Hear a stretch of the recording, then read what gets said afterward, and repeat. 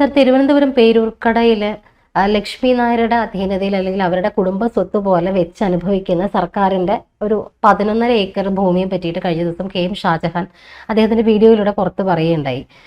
ഈ ഒരു വിഷയത്തിൽ സുരേഷ് എന്ന് പറയുന്ന ഒരു വ്യക്തി ഹൈക്കോടതിയെ സമീപിച്ചു എന്നാണ് അറിയാൻ പറ്റുന്നത്. ലക്ഷ്മി നായരുടെ അച്ഛൻ നാരായണൻ നായർ സമാധാനം, അതെ, അദ്ദേഹം ഒരുപാട് വർഷങ്ങൾക്ക് മുന്നേ, പതിറ്റാണ്ടുകൾക്ക് മുന്നേ സർക്കാരിനോട് ആവശ്യപ്പെട്ടതനുസരിച്ച് സർക്കാർ കൊടുത്ത സ്ഥലമാണെന്ന് പറയുന്നു. പാട്ടത്തിന് കരാർ അടിസ്ഥാനത്തിൽ കൊടുത്ത സ്ഥലമാണെന്ന് പറയുന്നു. ഈ 11.5 ഏക്കർ ഇപ്പോഴത്തെ ഒരു മതിപ്പ് വില വെച്ച് 500 കോടിയിലധികം രൂപ വില വരുന്ന ആ സ്ഥലം ഇപ്പോഴും ലക്ഷ്മി നായരും അവിടുത്തെ എല്ലാ അധികാര സ്ഥാനങ്ങളിലും അവരുടെ കുടുംബാധിപത്യം മാത്രം ആണുകൊണ്ടിരുന്ന ഒരു സ്ഥലത്ത് ഇപ്പൊ ലക്ഷ്മി നായരുടെ കുടുംബ സ്വത്ത് പോലെ അതായി മാറി എന്ന് അദ്ദേഹം പറയുന്നുണ്ട്. ഇതിന്റെ ശരിക്ക് സത്യാവസ്ഥ എന്താണിത്? ഇതിന്റെ സത്യാവസ്ഥ, ഡോക്ടർ നാരായണ നായർ എന്ന് പറഞ്ഞ ആള് ലോ അക്കാഡമി എന്ന് പറഞ്ഞ സ്ഥാപനം നടത്തിക്കൊണ്ടിരുന്നു. അതായത് സ്വകാര്യ കോളേജുകളൊന്നും സ്വാശ്രയ കോളേജുകളൊന്നും തുടങ്ങാത്ത സമയത്ത് പ്രൊഫഷണൽ രംഗത്ത് ആദ്യമായിട്ടുണ്ടാകുന്ന സ്ഥാപനം, ലോയിലാണെങ്കിലും എഞ്ചിനീയറിംഗ് ആദ്യ പ്രധാനപ്പെട്ട സ്ഥാപനങ്ങളിൽ ഒന്നായിരുന്നു തിരുവനന്തപുരത്തെ ലോ അക്കാഡമി. ഈ ലോ അക്കാഡമികളുടെ ഗുണം എന്ന് പറഞ്ഞാൽ ഇദ്ദേഹം വളരെ കൗശലക്കാരനാണ്. ലക്ഷ്മി നായരേക്കാൾ കൗശലമുള്ള ആളായിരുന്നു ഡോക്ടർ നാരായണൻ നായർ.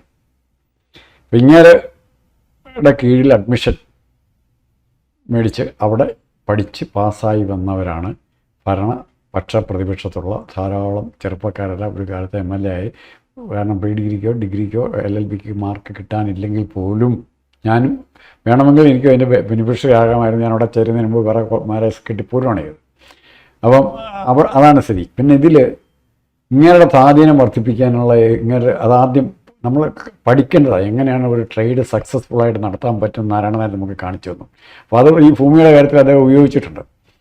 ഇദ്ദേഹം ഇപ്പോൾ ഒരാൾക്ക് ഒരു അഡ്മിഷൻ കൊടുക്കണമെങ്കിൽ, ലോ അക്കാഡമിയിൽ അഡ്മിഷൻ കൊടുക്കണമെങ്കിൽ ഒറ്റയാളുടെ റെക്കമെൻഡേഷൻ ലെറ്റർ മതി, ഇല്ലേ?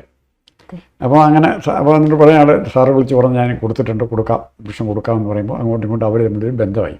പക്ഷെ ഇങ്ങനെ അതല്ല ചെയ്യുന്നത്. ഇങ്ങനെ അതിനപ്പുറത്തേക്ക് പോകും. വേറെ ലെറ്റർ, എത്ര ലെറ്റർ ഒരാളെ കൊണ്ട് മേടിപ്പിക്കാവോ, ആരുടെയൊക്കെ കയ്യിൽ നിന്ന് മേടിപ്പിക്കാവോ അവരെ കൊണ്ടെല്ലാം ലെറ്റർ മേടിപ്പിക്കും. അപ്പോൾ 4-5 പേരോടും വിളിച്ച് പറഞ്ഞേ സാർ നിങ്ങൾ പറഞ്ഞാൽ ഞാൻ അഡ്മിഷൻ കൊടുത്തിട്ടുണ്ട്. അപ്പോൾ അവരുമായിട്ട് ഈ ബന്ധമായി. ഒറ്റ അഡ്മിഷൻ ആയിരിക്കും കൊടുത്തിരിക്കുന്നത്. പക്ഷെ 5 ലെറ്റർ ഈ കാൻഡിഡേറ്റ് വഴി മേടിക്കുക വഴി അതെല്ലാം ഇങ്ങനെയുള്ള ഫ്രണ്ട്സും കസ്റ്റഡി വരും. അങ്ങനെയാണ് ഇയാൾ അവിടെ ഒരു സാമ്രാജ്യം തന്നെ ഉണ്ടാക്കിയെടുക്കായത്. രാഷ്ട്രീയക്കാരെ മുഴുവൻ കയ്യിലെടുത്തു. പിന്നെ ഇയാൾക്ക് രാഷ്ട്രീയം മതമായിട്ട് വലിയ ബന്ധമില്ല. യുക്തിവാദ സംഘത്തിൻ്റെ വലിയ നേതാവായിരുന്നു ഡോക്ടർ നാരായണൻ. എനിക്ക് ആ രീതിയിലാണ് എനിക്ക് അഡ്മിഷൻ അവിടെ കിട്ടുന്നത്. അപ്പോൾ ഇത് കഴിഞ്ഞ് ലക്ഷ്മി നായർ അവിടെ കോളേജിൽ വരുന്നു. അവർ അതിൻ്റെ ഒരു ചുമതല ഏറ്റെടുക്കുന്നു, പ്രിൻസിപ്പളാവുന്നു. അവിടെ അവർ പക്ഷേ വേറൊരു കാര്യം കൂടെ ചെയ്തു. ഞാൻ അവരുടെ കാര്യം പറയുമ്പോൾ ഓർക്കുന്നത് സന്തോഷ് ജോർജ് കുളങ്ങരയെ ഓർക്കുന്നത്.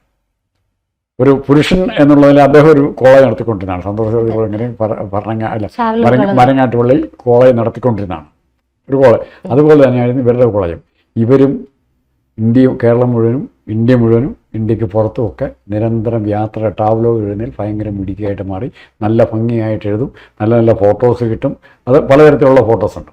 അപ്പോൾ ഇതെല്ലാം ഇത്തരം കാര്യങ്ങളാണ് ഈ പക്ഷേ മറിച്ച് CPM-ഉമായിട്ടുള്ള കൊടിയക്കോട് കൃഷ്ണനായരുടെ ബന്ധം, അതായത് നാരായണ നായരുടെ അനിയൻ, ബന്ധം എന്ന് പറയുന്നത് നമ്മൾ പ്രതീക്ഷിക്കാത്തതിനപ്പുറമായിരുന്നു. CPM-നെ നിയന്ത്രിക്കുന്ന, തിരുവനന്തപുരം ജില്ലയിൽ CPM-നെ നിയന്ത്രിക്കുന്ന ശക്തിയായിരുന്നു. തിരുവനന്തപുരത്തിൻ്റെ നായർ പ്രത്യേകത അറിയാം.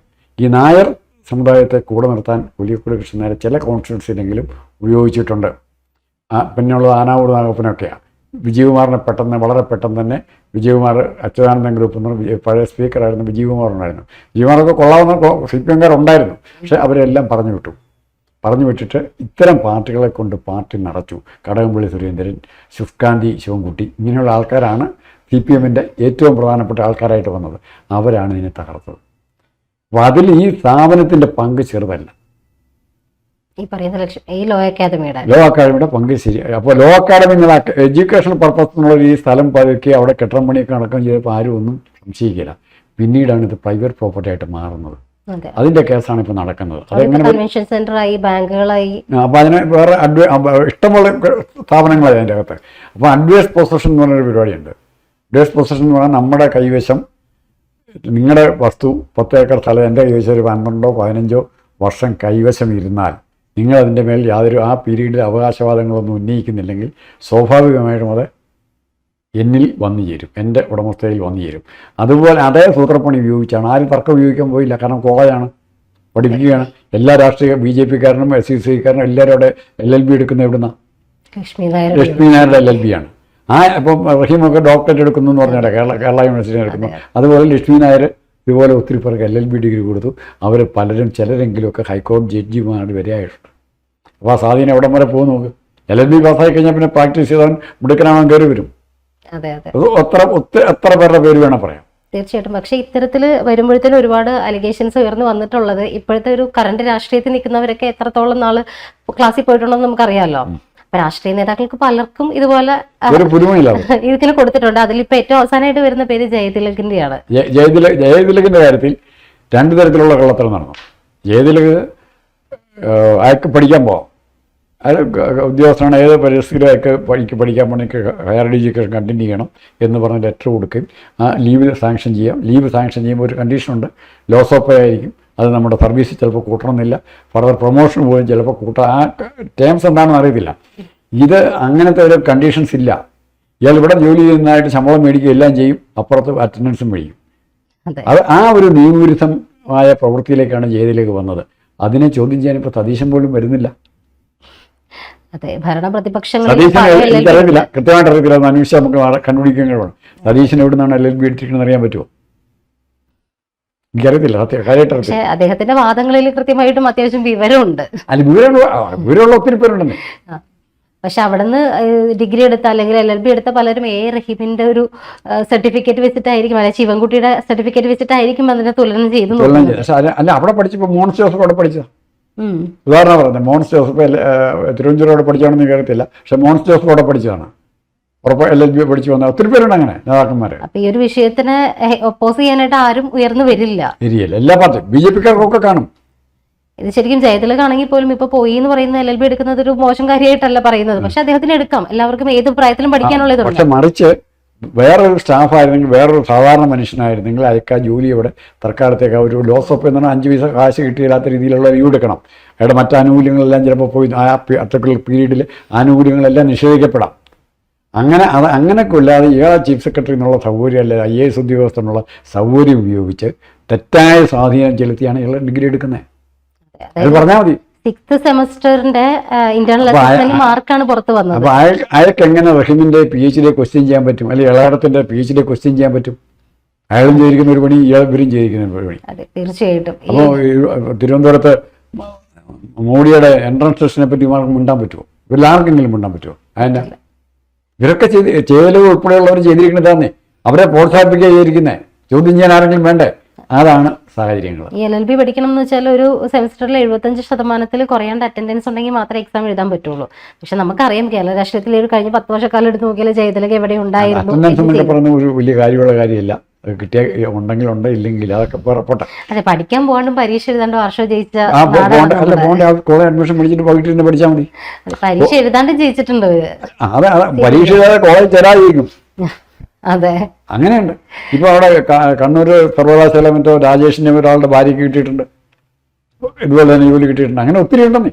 അല്ല, ഇത്തരത്തിൽ അനധികൃത കാര്യങ്ങൾ ഒരുപാട് നടക്കുന്നുണ്ടെങ്കിൽ ഇപ്പൊ ലക്ഷ്മി നായരുടെ ഈ സ്ഥലത്തിന്റെ വിഷയത്തിലേക്ക് വരും. അവിടെയാണ് നേക്കഡ് കറപ്ഷൻ ഉണ്ട് അവിടെ. ശരിക്കും ഇവര് സമ്പന്നമല്ല ആയിരുന്നില്ല, പൈസ ഇല്ലായിരുന്നു, ആഠ്യത്തുണ്ടായിരുന്നു. അങ്ങനത്തെ ഒരു കുടുംബ ഫാമിലിയാണ്. പക്ഷേ ആ സൗകര്യം, കിട്ടിയ സൗകര്യം ഇവർ സമ്പന്നനാണ് നോക്കി.